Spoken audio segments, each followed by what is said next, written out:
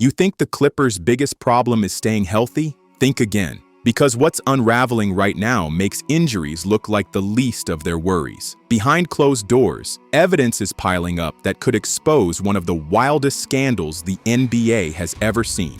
We're talking secret payments, shady business deals, and a billionaire owner who claims he knew nothing, even though the trail leads right back to him. And the craziest part, the league might just let it all slide. So let's break down exactly what's going on with Kawhi Leonard, Steve Ballmer, and why this story could change how we look at the Clippers forever. Darker. Something that could shake not only the Clippers, but the entire league. The story starts with Kawhi Leonard's so-called endorsement deal with a company called Aspiration. On paper, it looked like an eco-friendly finance company signing a star athlete. But in reality, it's starting to look like one of the boldest salary cap violations the league has ever seen. The no-show job. Investigative reporter Pablo Torre revealed that Aspiration paid Kawhi Leonard $28 million in cash and $20 million in stock. Here's the wild part. This wasn't a traditional endorsement. Kawhi didn't appear in commercials. He didn't do photo shoots. He didn't tweet. He didn't even show up.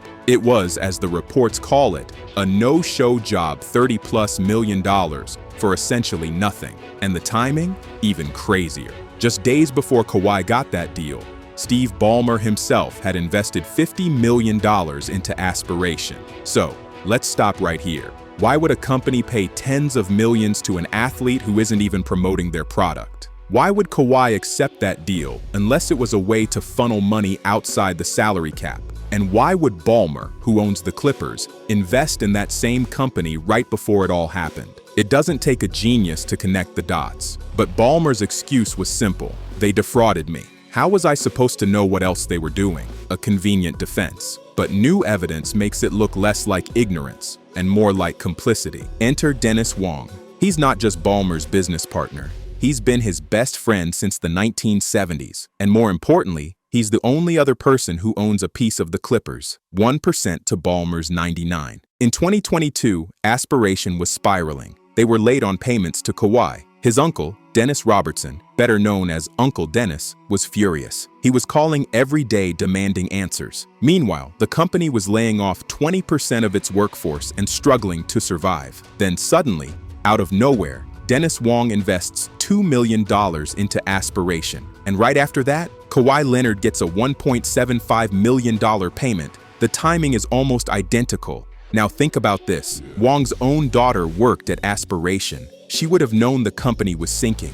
No sane investor would put millions into a failing business. Unless, of course, the point wasn't to save the company. The point was to make sure Kawhi got paid. And if Wong is Ballmer's right-hand man, can we really believe Ballmer knew nothing? Toronto flashback. Here's where things get even messier. This alleged scheme with Aspiration lines up perfectly with what Kawhi and Uncle Dennis demanded years earlier in Toronto. When Kawhi was a free agent in 2019 after winning the championship with the Raptors, his camp gave the team a list of demands, and they weren't small. Number 1, trade for Paul George. Number 2, give Kawhi an ownership stake in the Toronto Maple Leafs. Number 3, guarantee at least $10 million a year in outside sponsorship deals. Toronto tried to accommodate. They called up the biggest corporations in Canada. Those companies were excited. Who wouldn't want Kawhi Leonard as a spokesperson? But when they offered, Uncle Dennis refused. Why? Because Kawhi didn't want to do commercials, appearances, or even a single ad shoot. He wanted the money without the work. Sound familiar? That's exactly what he allegedly got from the Clippers. Millions for doing nothing. So, was the Clippers deal a coincidence? Or was it simply Uncle Dennis finally getting what he'd been chasing for years? Ballmer's pattern. Now let's zoom out. Is this really out of character for Steve Ballmer? The Seattle Times once reported something very strange about his involvement in high school basketball. Before he ever owned the Clippers, Ballmer's kids played at Lakeside High. The team was awful, only 2 wins in a season. Ballmer, obsessed with the program, allegedly shouted after a loss, "I'm going to start a foundation and get new players in here." And that's exactly what happened. Reports claim he helped hire a new coach and even arranged a side job through his foundation to pay him. Then suddenly, top recruits started showing up. One player was even allowed to skate by academically while living in a $6 million mansion. The result? Lakeside went from losers to district champions for the first time in 14 years. Now, you could argue that's just a passionate dad helping out. But when you look at it next to what's happening with the Clippers, it starts to look like a pattern. Ballmer uses his money, his connections, and his resources to bend the rules, whether it's high school, college, or the NBA. What the rules say. So what can the NBA actually do? The collective bargaining agreement is clear. Violations can be proven by direct or circumstantial evidence. In other words, you don't need a smoking gun. If the evidence suggests a contract doesn't make sense, that's enough. And here's the key question. Why would any company rationally pay Kawhi Leonard $7 million a year to do nothing? No appearances, no commercials, no tweets, no presence. That's not marketing. That's money laundering. We've seen the league punish teams before. The Minnesota Timberwolves lost multiple first-round draft picks in the Joe Smith case back in 2000 because of an under-the-table contract. The Miami Heat were investigated for their deal with Juwan Howard.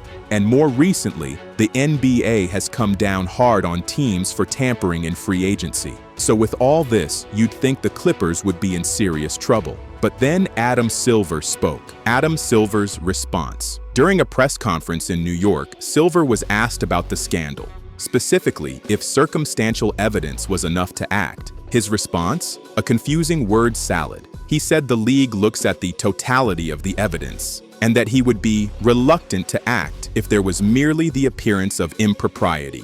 In plain English, he's not touching this without hard proof. And that's the problem. Because how do you get hard proof in situations like this? These deals are designed to leave no paper trail. The payments flow through third parties, the work is undefined, and the denials are built in. So as long as Silver refuses to act on circumstantial evidence, even though the CBA says he can, Ballmer and the Clippers are safe. The fallout. Knowing all this, it makes sense why Ballmer went on ESPN and flatly said, "We're innocent." What he should have said is something more responsible. Look, something happened here. I didn't know about it, but I'll get to the bottom of it. Instead, he doubled down, knowing that as long as Silver and the other billionaires have his back, nothing will happen. But what does that mean for the league? What message does it send when a star player can be secretly paid tens of millions outside the cap and the NBA just shrugs? It says the rules don't apply equally. It says if you're rich enough, powerful enough, and connected enough, you can get away with anything. The bigger picture. This isn't just about Kawhi Leonard or Steve Ballmer. It's about the credibility of the NBA itself. Fans want to believe the games are fair, that championships are earned on the court, not bought under the table, that every team has a shot if they draft well, sign smart, and build the right culture. But when stuff like this comes out, it chips away at that belief. It makes the league feel like it's rigged. Not in the sense of refs fixing games, but in the sense that money and power bend the rules in ways smaller market teams can't compete with. And think about the players. If Kawhi can get tens of millions for nothing, what does that say to the rest of the league? Why grind through 82 games, endless media sessions, and obligations when you can have your uncle cut a side deal? A different kind of example. But let's not end this story on cynicism, because it's not bulletproof. And unless the NBA decides to enforce its own rules, players, agents, and owners will keep pushing the line further and further. For now, the Clippers move forward. Kawhi keeps playing, Ballmer keeps smiling courtside, and fans are left wondering just how deep this rabbit hole goes.